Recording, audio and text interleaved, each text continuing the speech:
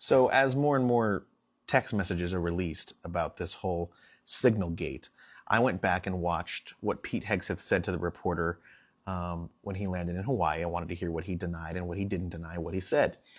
But something caught my eye that had nothing to do with what he was saying, and really disturbed me. So the whole sequence of events was Pete Hegseth lands, he gets off the plane, and he goes over to the press pool to make a prepared speech, like prepared remarks. And in those prepared remarks, he gets into a list, right? He develops a cadence when he's listing things. Let me show you. Indo-Pacific, shifting priorities to make sure we're deterring threats to the future. President Trump's been focused on that. Reestablishing the warrior ethos, rebuilding our military, and ultimately reestablishing deterrence.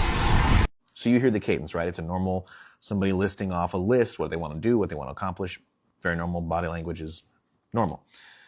Then this female reporter asks him a question about the Signal group chat, and he again lists things when talking about the editor-in-chief of The Atlantic, but notice his change in voice and his body language. Can you share how your information about war plans against the Houthis in Yemen was shared with a journalist in The Atlantic, and were those details classified?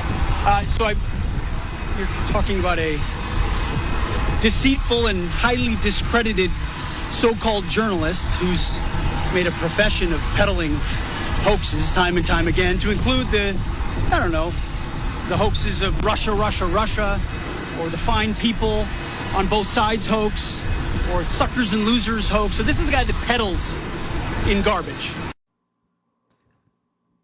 Watching that back makes my skin crawl.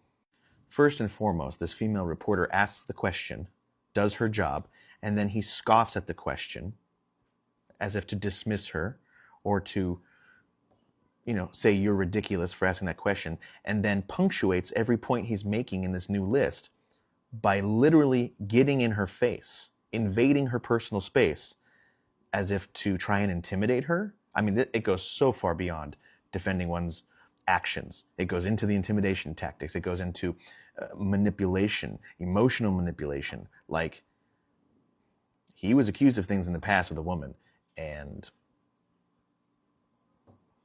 makes my skin crawl. Just a pathetic excuse for a man.